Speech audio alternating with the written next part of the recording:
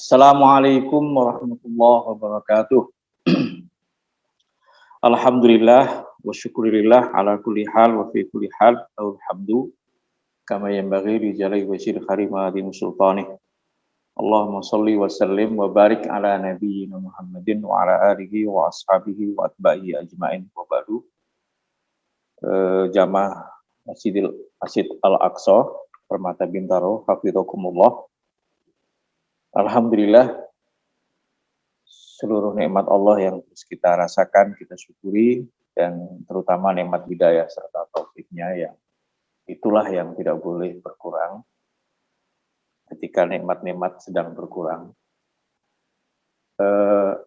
Tema kita adalah basis kompetisi umat Islam. Ya, sebetulnya itu tema itu mengikuti alur kajian tafsir yang closing dari ayat-ayat yang berbicara tentang pindah kiblat, yaitu ayat 100 berapa itu? Itu Allah mengatakan a'udzubillahi minasyaitonir rajim. Li'alla yakuna lin-nasi 'alaikum hujjatun illal ladzina dzalamu minhum fala takhshawhum wakhshawni wa li'utimma ni'mati 'alaikum wa la'allakum tahtadun. Yang terjemahannya kurang lebih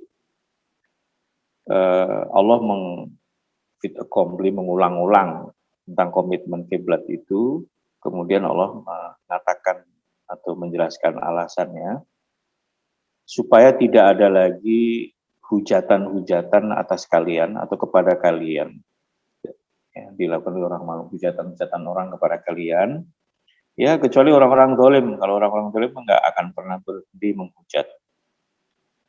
Terus kemudian Allah mengatakan fala takhshawhum wakhshawni. Jadi jangan takut sama orang zalim yang terus menghujat. Wakhshawni, tapi takutlah kepada saya. Wa liutimma ni'mati 'alaikum. Dan kiblat ini bagian daripada kesempurnaan nikmat saya atas kalian supaya kalian tetap mendapatkan petunjuk. Jadi menggambarkan bahwa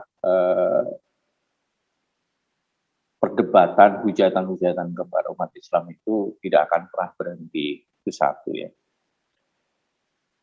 Yang kedua, bahwa kiblat itu bagian daripada kesempurnaan nikmat Allah. Jadi Mekah, Ka'bah, Masjidil Haram itu satu karunia nikmat Allah.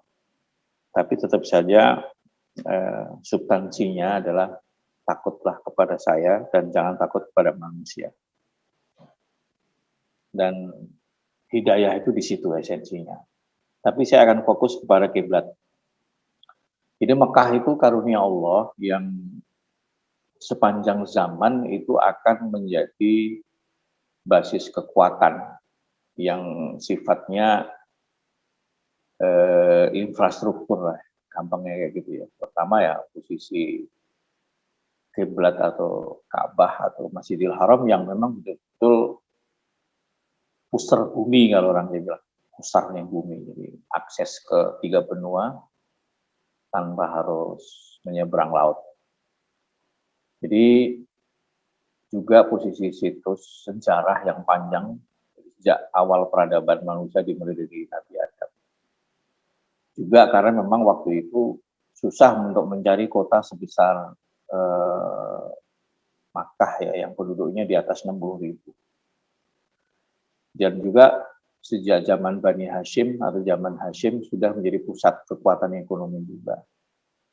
Artinya ke depan dari zaman itu Ka'bah itu akan menjadi poros besar. Nah, poros ekonomi tinggal bagaimana kita mengelolanya. Tapi substansi basis modal pertama mengelolanya adalah jangan takut manusia, tapi takut kepada Allah. Itu peringatan Allah. Jadi kalau Ka'bah sekarang nggak efektif, ya mungkin karena manusia takutnya kepada manusia, bukan takut kepada Allah. Bayangkan ya, haji kalau nggak pandemi itu berapa orang berkumpul, latar belakangnya ya mungkin di atas 150 bangsa. Kalau itu menjadi sebuah pertemuan rutin, jadi simposium, lokakarya, mobilisasi, demobilisasi, bahkan apapun, perang propaganda bisa dilakukan dari situ sebetulnya. Pusat-pusat ekonomi, pusat budaya bisa ada di infrastruktur yang namanya Mekah atau Ka'bah itu sendiri. Tapi ya itulah ya, kita memang bukan pilihan kita memang hidup di zaman seperti ini, zaman transisi ya, dari Mulkiyah Jabriyah, entah kapan untuk ke khilafah ala manhaj nubuwah ya. Kita berada di dalam ketertekanan ya, kekuasaan yang dari kolonialisme ke neokolonialisme itu sudah 1 abad. Kita sudah mengalami ketakberdayaan. Tapi ya akan ada peristiwa berat-berat dan besar-besar ya untuk transisi ke khilafah ala manhaj nubuwah.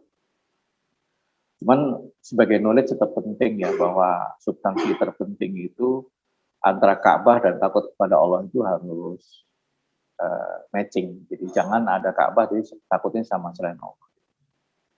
Jadi infrastrukturnya itu Ka'bah, tapi spiritnya itu adalah takut kepada Allah. Itu tidak boleh mismatching, harus selalu matching. Tapi kalau mismatching ya orang haji kok sekuler, haji kok liberal, itu kan nggak masuk akal. Haji kok pluralis, itu kan.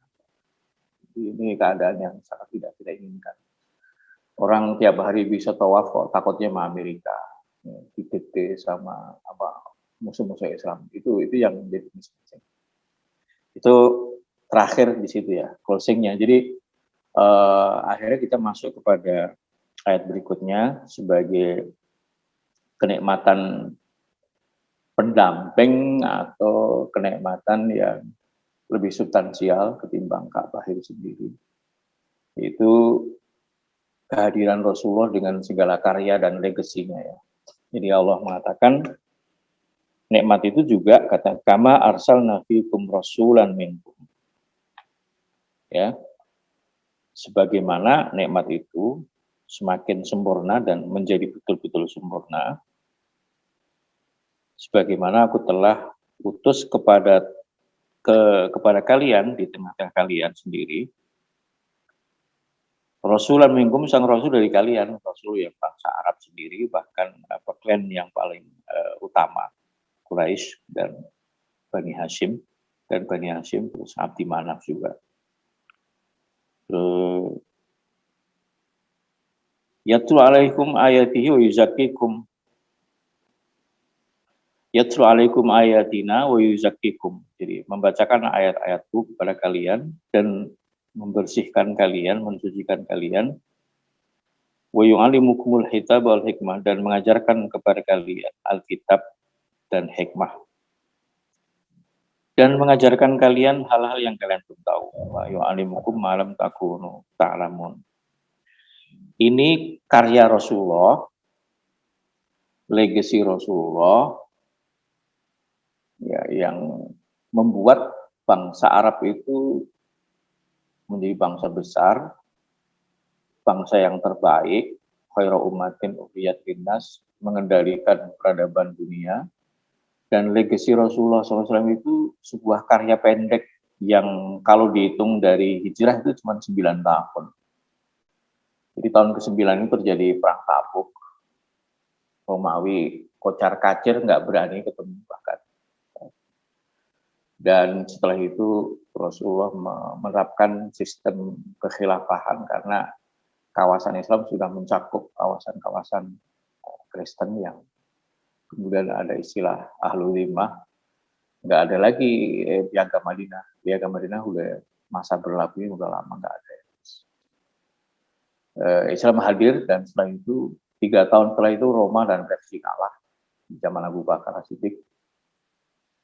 Setelah itu masuk Afrika, masuk ke Asia, masuk ke Eropa. Nanti bahkan Eropa lewat Spanyol ada yang, kemudian Eropa lewat Bizantium. Jadi jamaah sekalian rahimakumullah, satu karya dan warisan yang harus kita pelihara. Terus menjadi barometer eksistensi umat. Maka saya kasih tema basis kompetisi. Karena yang nggak bisa dihindari kan kompetisi. Ya. Karena orang sama-sama punya kepentingan, dan kepentingan tabrakan dengan kepentingan. Kepentingan itu kepentingan orang lain ancaman peraturan yang sebuah negara pasti punya kepentingan, entah ekonomi, entah dominasi, itu ancaman buat negara yang lain.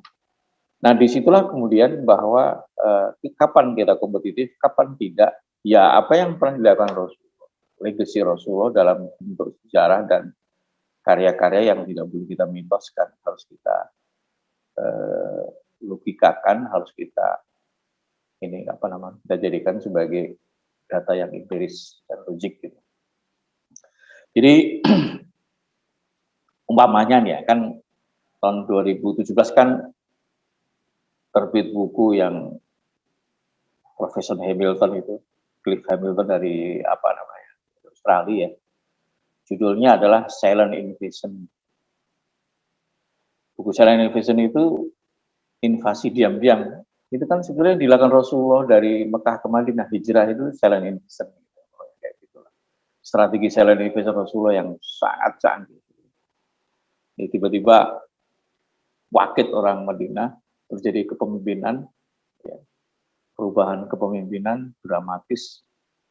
Rasulullah masuk tiba-tiba mengganti nama kota Yathrib menjadi Al-Madinah Al-Munawwarah, menyusun struktur itu karena memang 2 tahun sebelumnya sudah ada invasi diam-diam. Nah, sekarang kan kita diinvasi diam-diam. Nah, itu yang harus kita jadikan sebagai warisan Rasulullah yang empiris, logik, empirik sejarah dan logik. Nah, apa yang dilakukan Rasulullah dan rahasia kekuatan yang harus kita jaga karena jadi barometer ya, jadi menjadi pengukur apakah Islam eksis atau tidak. Yang dilakukan Rasulullah itu pokoknya di awalnya adalah yatlu alaihim ayatihi wa yuzakkihim. Allah membacakan ayat-ayat Allah di ayatina wa yuzakkikum, yatlu alaikum ayatina wa yuzakkikum. Jadi orang Arab itu menjadi berubah sedemikian dahsyatnya, mengendalikan peradaban dunia dengan kebaikan-kebaikan yang tentunya fluktuatif sebagaimana manusia itu tidak stabil seperti malaikat ya. Itu rahasia pertamanya adalah Rasulullah membacakan kepada orang Arab itu ayat-ayat Allah. Tetapi tidak hanya membacakan wa yuzakkikum dan membersihkan, seperti kalau boleh dibilang seperti petani Rasulullah, seperti yang juga Allah analogikan di surat Al-Fatah itu, kazar'in akhraja shatahu, seperti pertanian zara' itu, jadi bukan tanpa kerja, tapi zara' itu menanam. Jadi kalau sesuatu yang ditanam itu namanya zara'. Di Rasulullah itu seperti petani dianalogikan, dan pertumbuhan umat Islam seperti pohon kasajarah. Jadi yang dilakukan Rasulullah adalah menanam terus merawat. Jadi mungkin yang lebih berat itu merawat.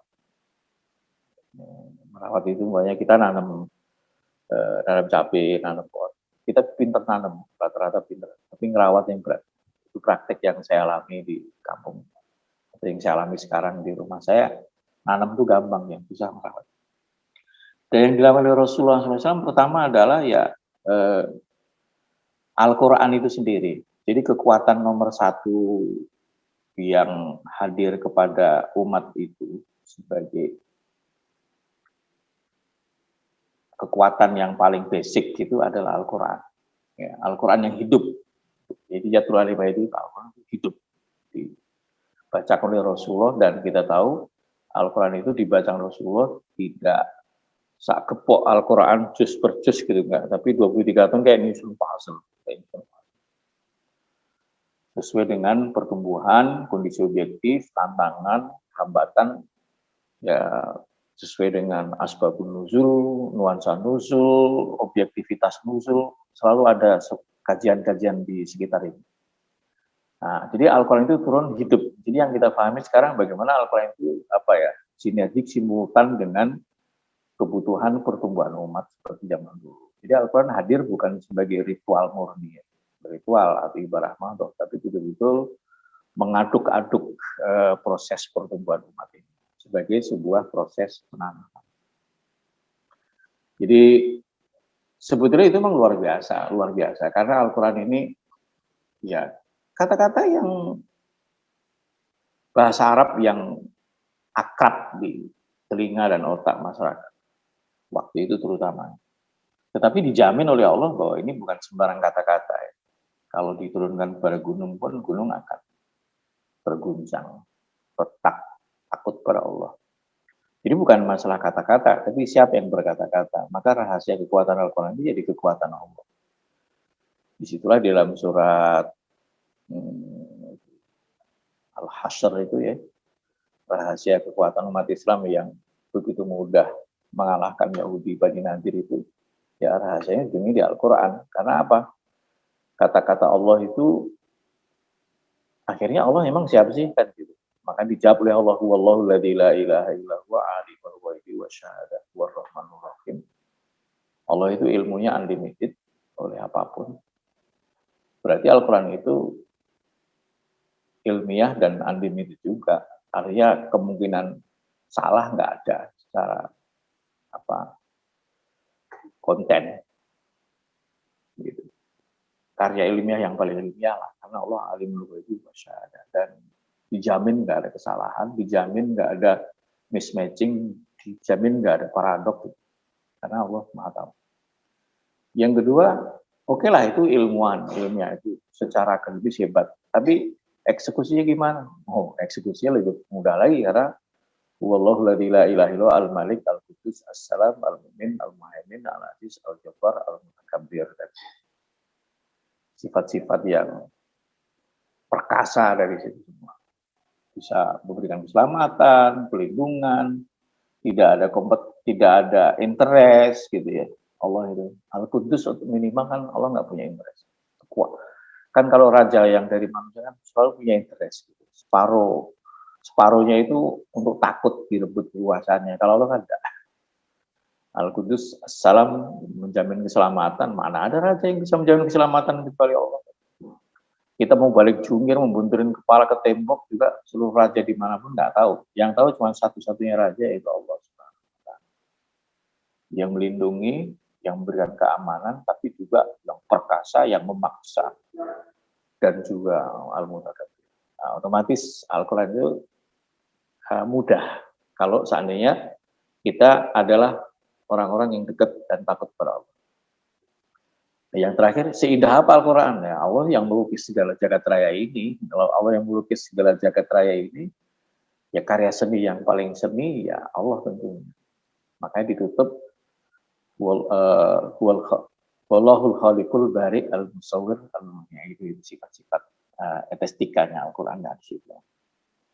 Jadi jamaah rahimakumullah.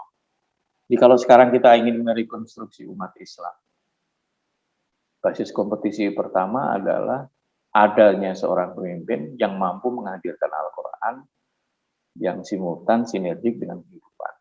Jadi kemampuan kita berartikulasi, mentafsirkan harus semakin hebat.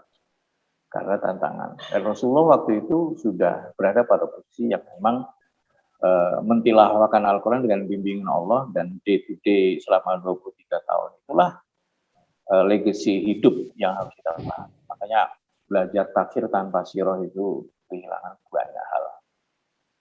Kalau belajar tafsir tanpa sirah itu hanya tahu what, tapi nggak tahu when, why, how, who, nggak tahu. Dan itu parah nantinya. Nah, jamaah rahimakumullah. Jadi basis kompetisi pertama itu bagaimana Al-Quran hadir kembali. Jadi logika konyol dan sederhananya begini, konyol cerdas tapi mana mungkin umat Islam akan hadir lagi tanpa Al-Quran? Kalau umat Islam nggak pernah ada kalau nggak ada Al-Quran. Bagaimana mungkin ada umat Islam kok mencampakkan Al-Quran? Padahal umat Islam ada karena ada Al-Quran. Jadi nggak ada pilihan. Satu-satunya startup untuk mengembalikan umat Islam itu jaya ya bagaimana mensimultan dan mensinergikan Al-Quran dengan kehidupan nyata. Itu faktor yang pertama. Nah, jadi saya agak review dikit ya. Saya kira seluruh dunia sepakat, banyak penulis-penulis yang bahwa basis kompetisi itu SDM. Bahkan kalau nggak salah ditulis dalam Global Paradox, buku Global Paradox. Saya pernah lihat buku itu, pernah baca poin-poin tertentu. Salah satunya ucapan gini, the basic value between competition between states and company is human resource. Dan Al-Quran membenarkan karena cahaya Allah itu dimulai dari Al-Quran dan SDM. Di Surat An-Nur ayat 35 sampai 40 menjelaskan itu semua. Jadi basis kompetisinya adalah SDM. Jadi merubah orang. Jadi nanti diperhatikan aja di situ. Rijalun. Jadi rijal. Kata rijal itu jawaban tentang cahaya Allah. Bahwa cahaya Allah itu adalah rijal. SDM, the man dalam artian bahasa Arab itu rijal. Kalau bahasa Inggris, you are the man kualitatif, manusia yang kualitatif. Nah, kualitas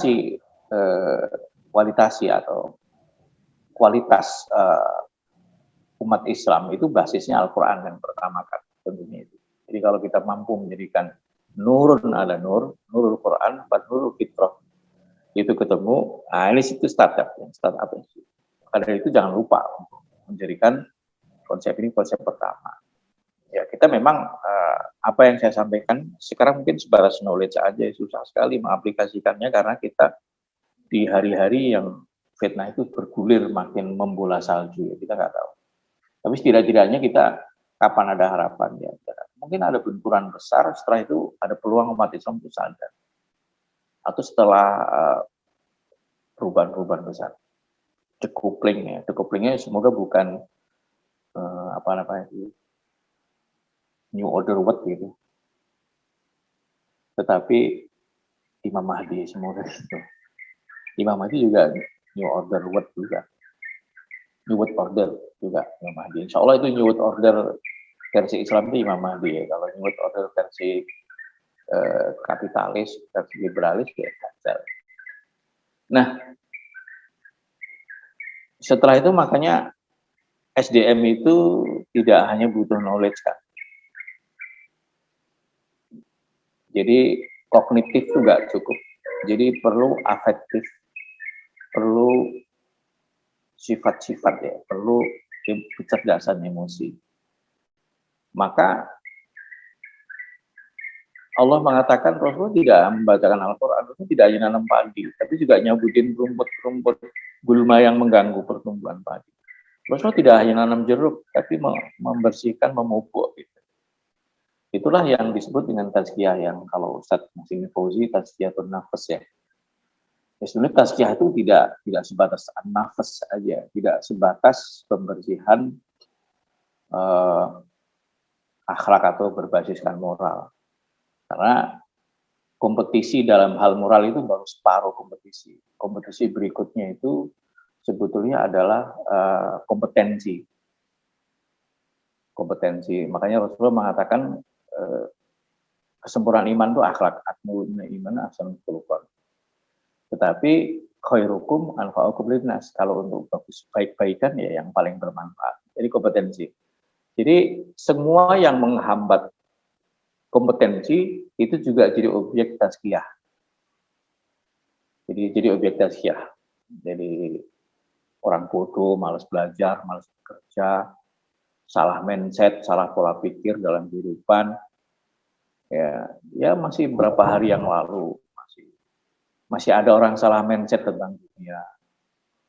Kelihatannya zuhud banget, soleh banget, tapi zuhud yang bodoh, pelarian tak berdaya gitu. Bahwa sebetulnya bukan begitu gitu. Itu termasuk yang jadi objek tazkiyah. Jadi tazkiyah yang pertama itu yang dita'awudkan oleh Rasulullah itu Allahumma inni a'udzubika minal hammi wal hazan. Nah, cengeng, melo, nggak boleh gampang sedih kepada yang sudah terjadi, nggak boleh gampang gelisah dengan hal-hal yang belum terjadi. Itu Allahumma inni a'udzubika minal hammi wal hazan.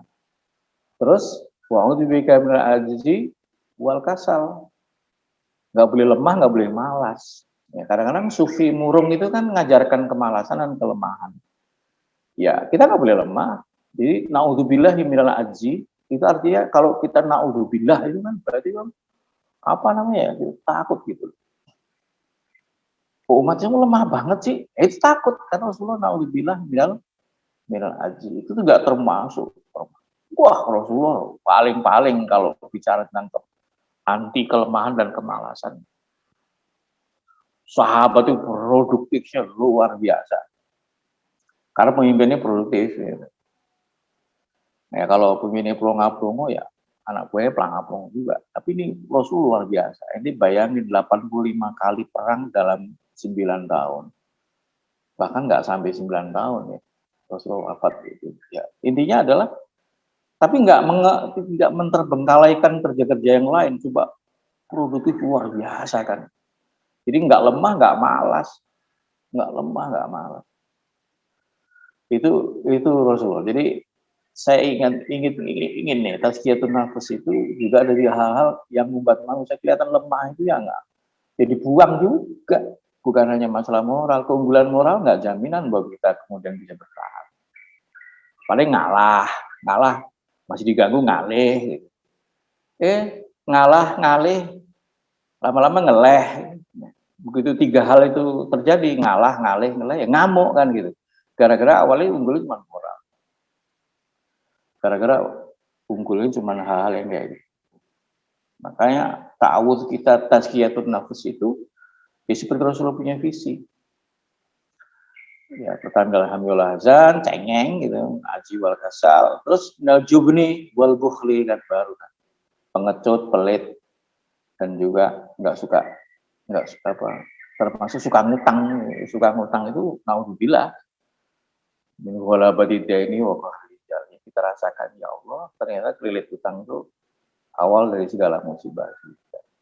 Banyaklah yang dibicarakan kalau kita tazkiyatun nafs itu membuat orang menjadi efektif, efisien, cerdas, inovatif, menjadi peneliti, menjadi researcher, menjadi gitulah.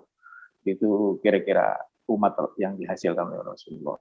Sampai 3 generasi itu jaminan ya. Jaminan bahwa nggak akan ada yang bisa ngalahin itu jaminan dari Allah itu selama sahabat masih hidup. Itu umat Islam nggak pernah kalah kan gitu. Kan kekalahan umat Islam dengan umat lain pertama itu zaman Baghdad. Sementara sahabat itu yang terakhir meninggal itu tahun 104 Hijriah itu Bani Umayyah masih 30 tahun lagi. Jadi baru kalah pertama kali zaman Baghdad itu pun setelah tercerabut dari nilai-nilai Islam. Palestina direbut oleh tentara Saleh. Itu pun Baghdad akhir ya, tahun 1095 Masehi. Jadi sama Rasulullah itu wayuzakihim. Jadi Rasulullah mengajarkan banyak hal yang jelas Rasulullah seorang pembina, pendidik, mentarbiah masyarakat sampai betul-betul kinclong gitu, kinclong. Jadi murni. Jadi tadinya mineral itu masih campur ini, campur ya, dibersihkan, dipurifikasi, di smelter oleh Rasulullah, di kawah contoh di muka gitu ya, gembleng sampai menjadi murni. Nah, itu kira-kira hal-hal yang mengganggu kualitas daripada mineral itu dihilangkan hingga logamnya betul-betul mulia. Kira-kira gitu. Masih ada waktu Pak Rudi? Halo Pak Rudi. Masih ada Ustaz. Kita lanjutkan. Wayuzakihim. Jadi wayuzakihim ini faktor mindset itu penting untuk dihilangkan. Faktor life skill itu penting. Jadi faktor mindset, life skill itu tazkiyatun nafs termasuk penting. Karena orangnya tawadu, orangnya baik, orang takut pada Allah, tapi nggak unggul ya, percuma aja. Banyak kasus yang menjelaskan masalah itu. Jadi sufinya itu sufi mujahid, sufi intelek, sufi yang sifatnya sufi eksekutif gitu. Jadi jangan sufi murung lah. Apalagi sufi linglung, nah itu bahaya lagi. Nah, wa yu'allimuhumul kitab. Kemudian Rasulullah tidak berhenti menyiapkan SDM yang baik. yang kompetitif secara potensi, tapi juga setelah itu diedukasi untuk menjadi pintar.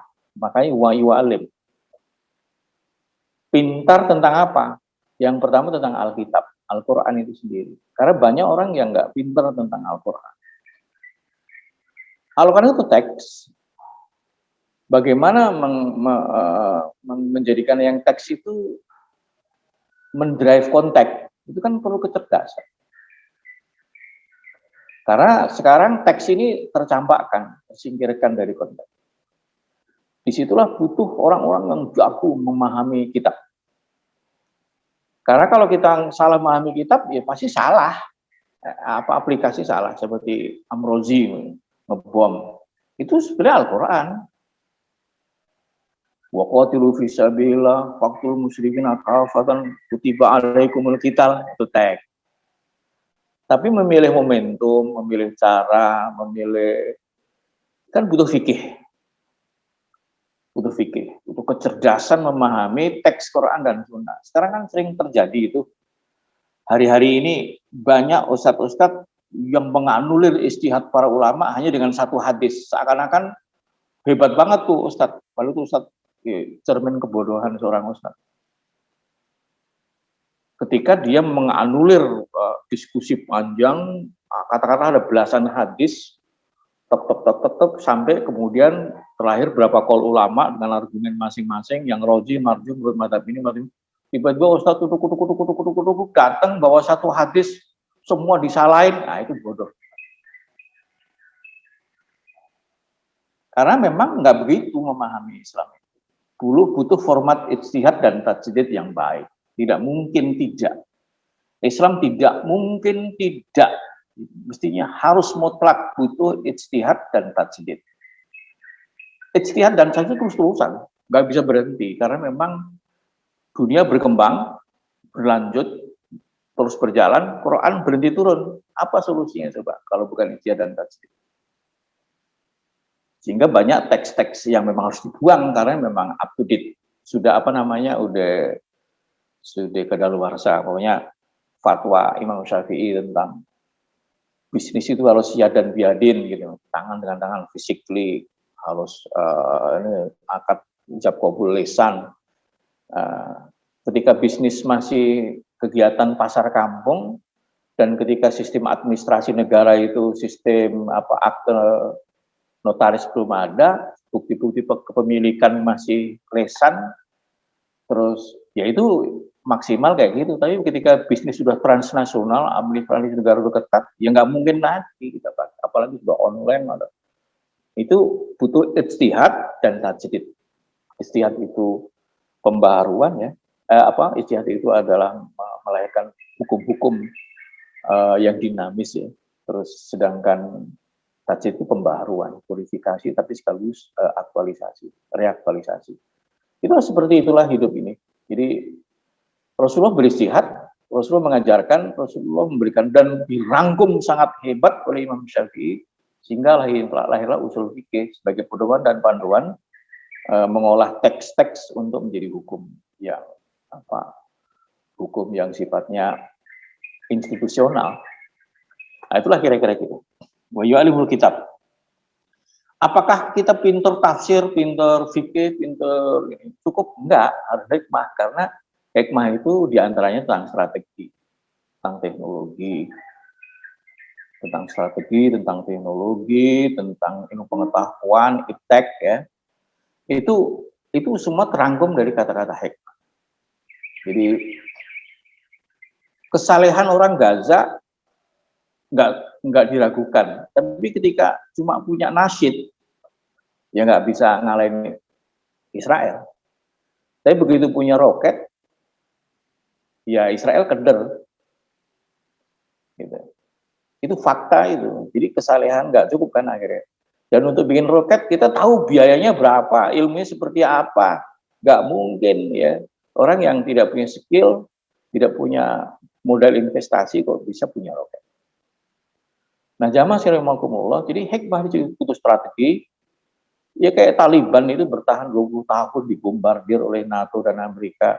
Bahkan Amerika butuh 20 tahun, 4 presiden, bertriliun-triliun dolar, sampai yang mati belasan ribu, hanya untuk mengganti Taliban yang dulu settingan dia, untuk Taliban baru. Taliban yang baru kan useless banget ya. Useless banget. 20 tahun, useless banget. Itu ya tentunya Taliban bukan masalah fisik, tapi ternyata Taliban ya jago strategi juga. Jago strategi, karena betapapun diplomasi Taliban bagus. Kalau tanpa diplomasi itu ya nggak mudah, karena betapapun untuk butuh senjata dan duit ya diplomasi ya. Dari mana lagi kalau bukan dari Cina, Rusia, dan Iran kayak gitu. Ya, ya jangan dilihat semua dari sudut akidah ya. Ada sudut muamalah, ada sudut strategi, ada sudut diplomasi. Kayak Rasulullah waktu perjanjian Hudaybiyah itu, Umar dengan sudut pandang akidah, Rasulullah dengan sudut pandang strategi nggak ketemu. Umar nggak ngerti ketika ada satu poin perjanjian, kalau ada orang musyrikin Mekah lari ke Madinah nggak boleh diterima. Gitu. Tapi kalau ada orang Madinah lari ke Mekah harus diterima, boleh diterima. Kelihatannya kan secara akidah ngaco itu, tetapi secara strategi keren kan gitu ya. Semoga Taliban begitu. Jamaah sekalian, walaupun tentunya kalau kita membaca peta dunia sekarang ini, peta dunia masih dikuasai oleh spider web-nya PBB dan lain-lain.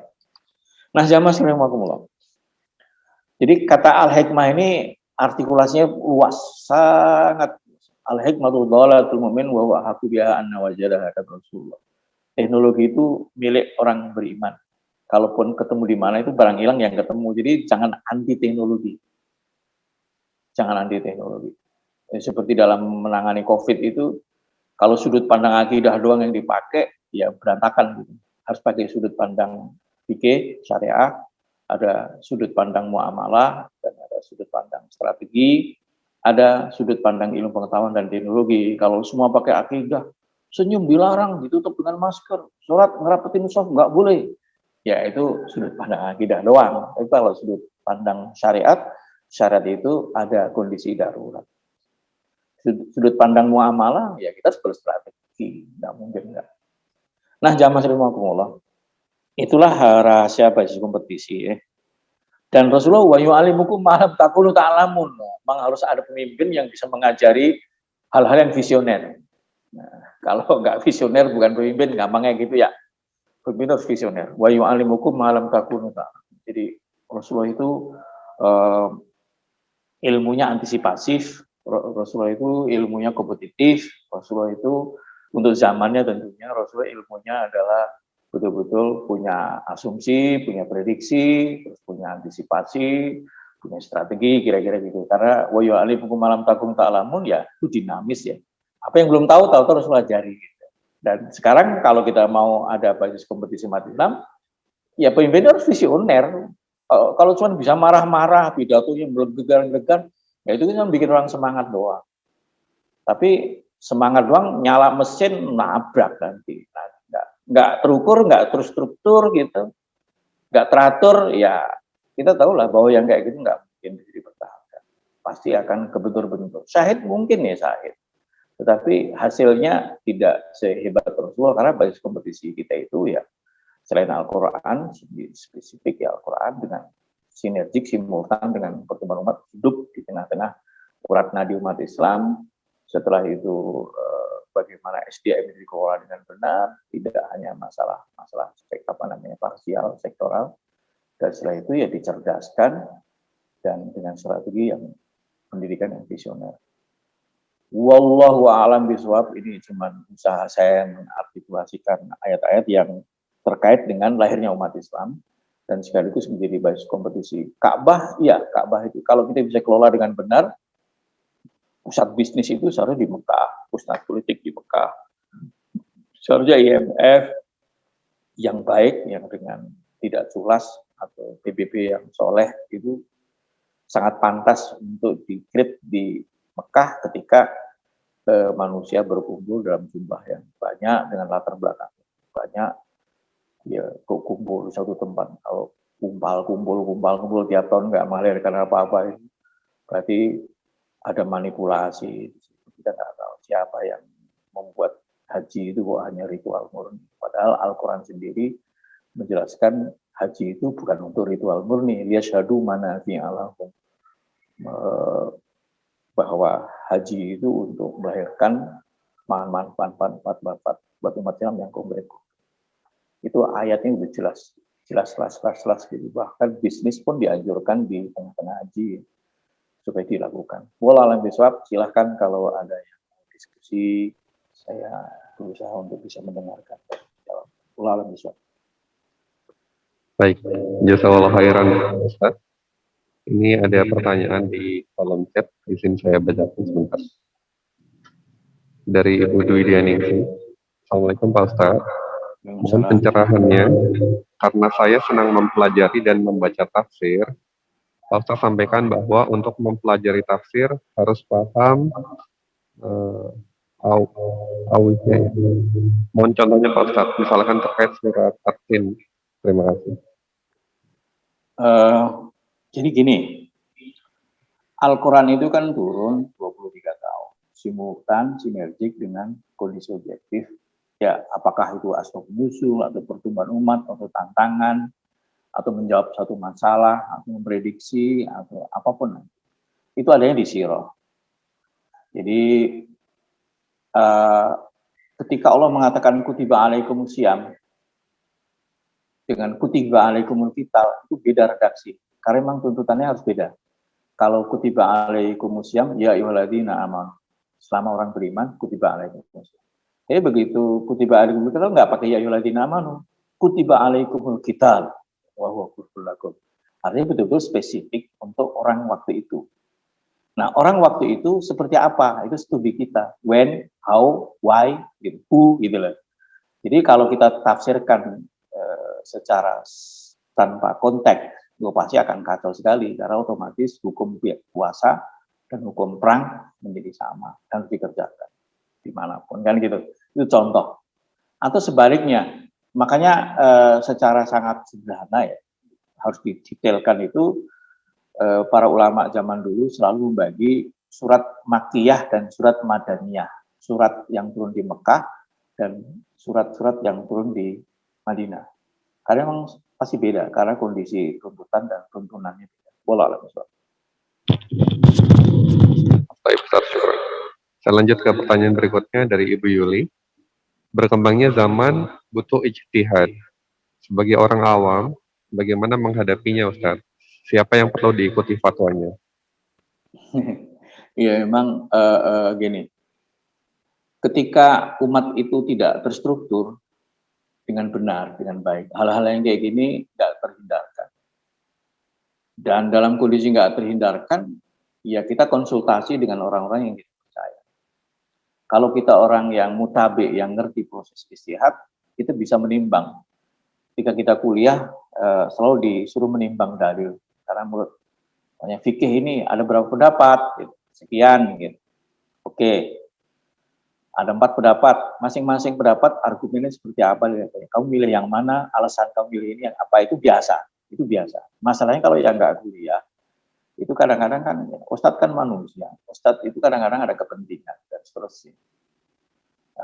Ya pada prinsipnya kalaupun ada istihad dan hasilnya banyak perbedaan, ikut yang kita terpuaskan secara intelektual, ikut yang kita terpuaskan secara spiritual, bahkan pada titik kritisnya adalah istafti qalbaka, minta fatwa ke hatimu gitu.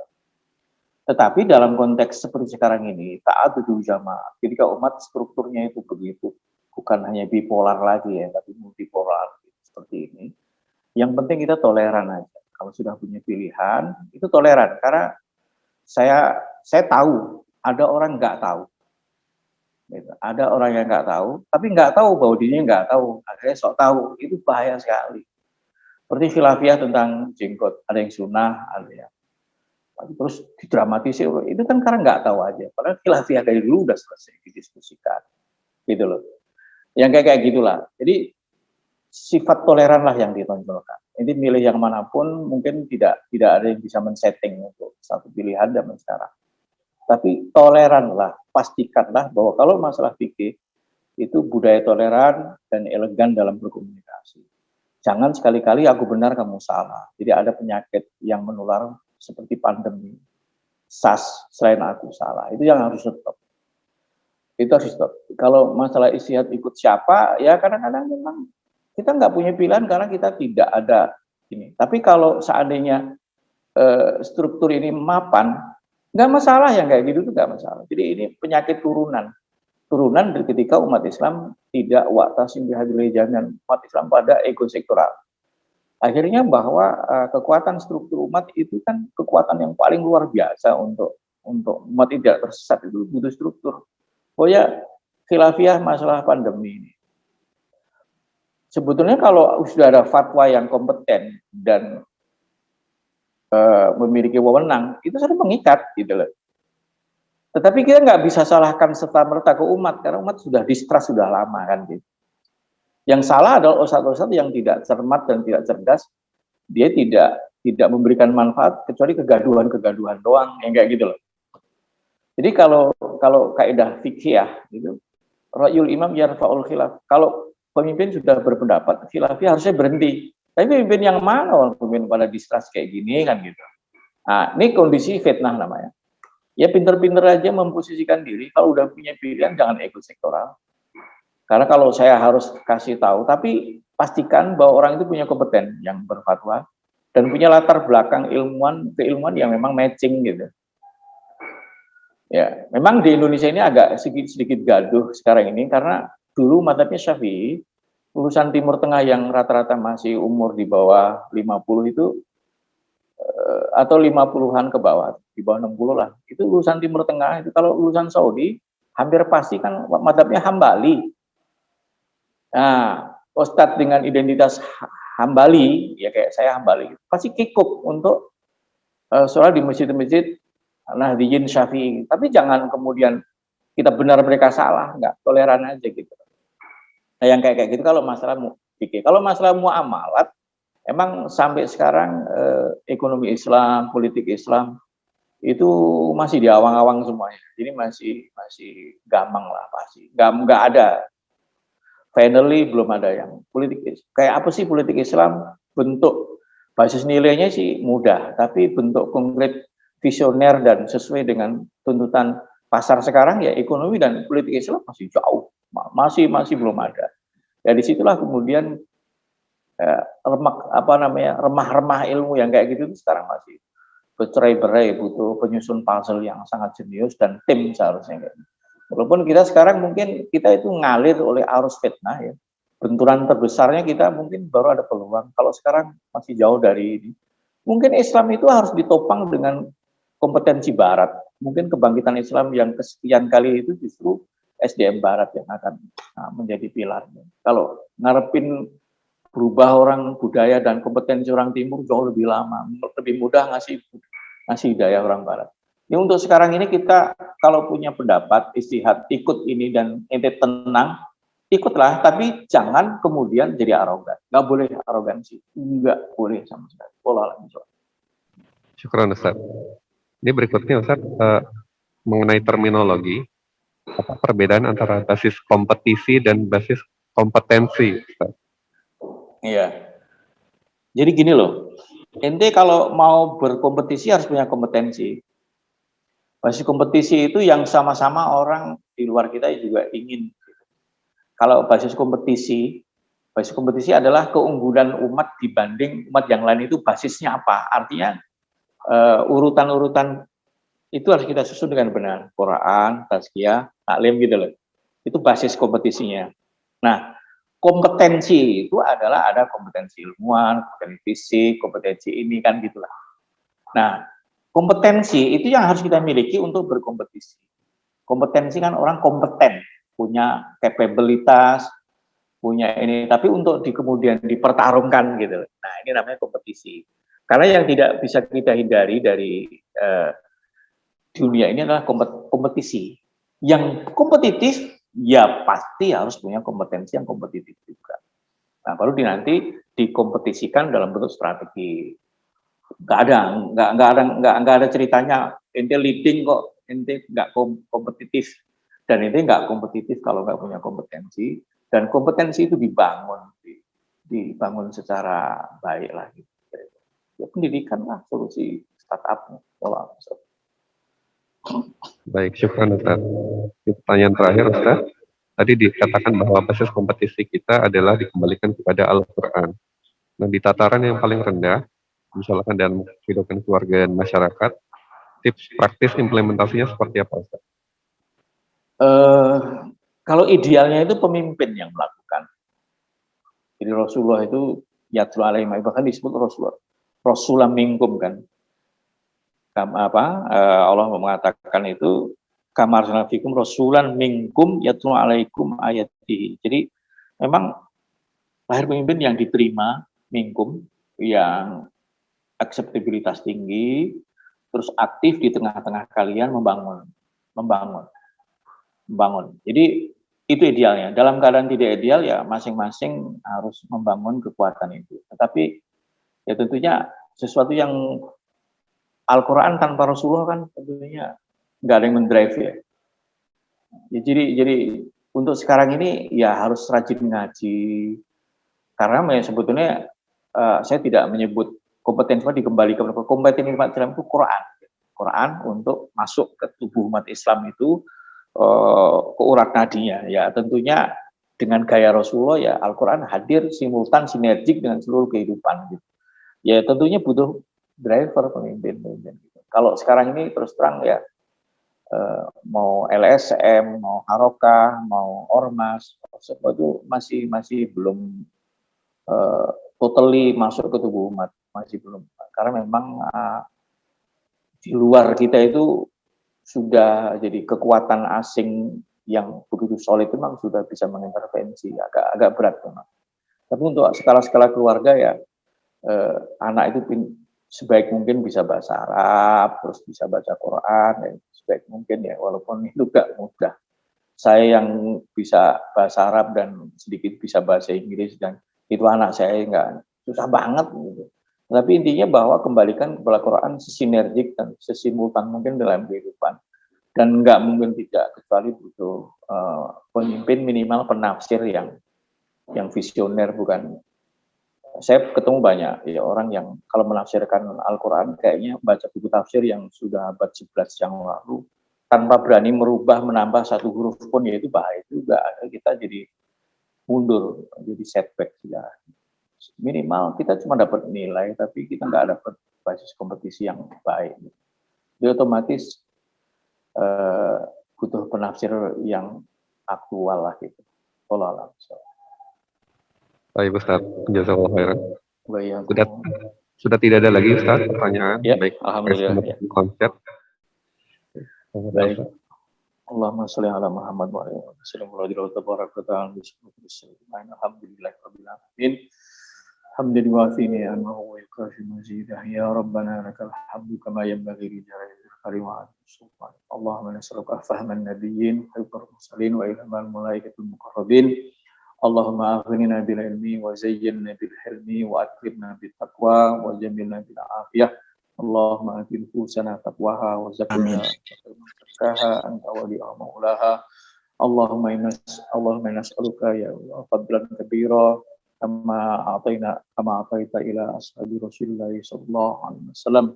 Allahumma ja'alna khaira ummatin ukhrijat lin-nas kama ja'alta ashaban nabi sallallahu alaihi wasallam khaira ummatin ukhrijat lin-nas.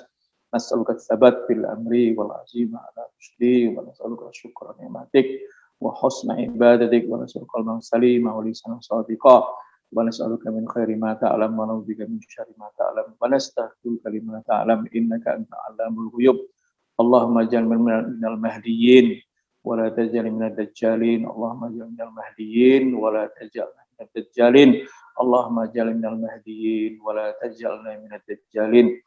Subhana rabbika rabbil izzati amma yasifun. Salamun alal mursalin walhamdulillahi rabbil alamin. Assalamualaikum warahmatullahi wabarakatuh.